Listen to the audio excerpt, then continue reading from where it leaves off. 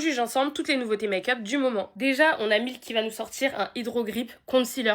C'est l'idée du siècle. Honnêtement, là, pour le coup, ils ont été ultra smart et je pense que ça va être super bien. Honnêtement, les petites previews, on va dire, que j'ai vues, ça m'avait l'air plutôt pas mal. Les teintes sont quand même plutôt bien, je suis super satisfaite. Honnêtement, j'ai totalement hâte de tester, c'est sûr que je vous ferai une revue dessus. Je vais mettre la note de 8,5 sur 10 parce que pour moi c'est exceptionnel à tester encore. La Neige qui nous sort des encres à lèvres, honnêtement j'en peux plus des produits lèvres chez La Neige. Ils nous ont sorti déjà les lip masks dans toutes les senteurs possibles et imaginables jusqu'au matcha et jusqu'au je sais pas quoi.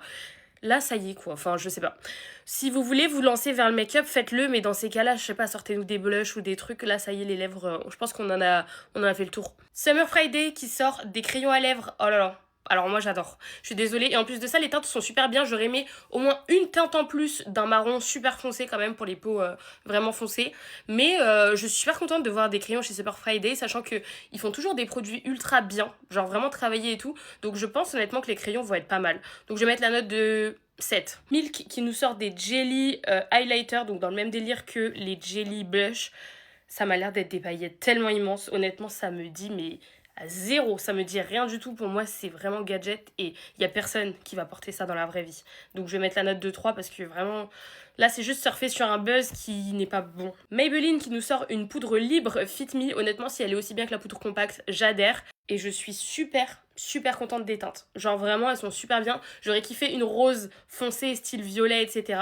Mais honnêtement, c'est une super bonne shade range pour une marque de drugstore. Genre vraiment très satisfaite, je vais mettre la note de 7. On a Anastasia Beverly Hills qui nous sort des nouvelles teintes déjà du contour, mais aussi des nouvelles teintes des crayons à lèvres qui sont froides. Et alors là, vraiment, Anastasia a touché mon cœur, c'est-à-dire que les peaux métisses et noires, on se sait à quel point c'est dur de trouver des sous-tons froids dans les crayons à lèvres, surtout pour les peaux foncées.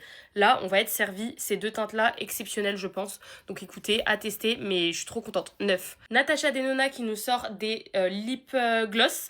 Et honnêtement, de base je suis en mode c'est bon, on en a un peu marre des lip gloss, mais pour être 100% honnête, cette teinte-là et cette teinte-là... elles me font de l'œil, mais comme on m'a jamais fait de l'œil. Donc je dirais 6, juste parce que c'est relou un peu les gloss, ça y est. Make Up Forever qui nous sortent des produits liquides à tout faire, on va dire. Apparemment, tu peux les utiliser un peu partout.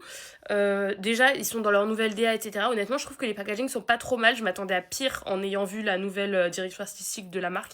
Mais ça va. Par contre, les produits, ça me dit absolument rien. C'est-à-dire que pour moi, c'est totalement le genre de produit que je ne vais jamais utiliser. Donc, je vais mettre la note de 4. Estée Lauder qui reformule le Double Wear, honnêtement c'est qui tout double, sachant que c'était un fond de teint qui faisait vraiment déjà, qui avait du succès. Donc c'est qui tout double, j'espère juste que ce sera pas une catastrophe, donc je vais mettre la note de 5 parce qu'en vrai, on verra bien.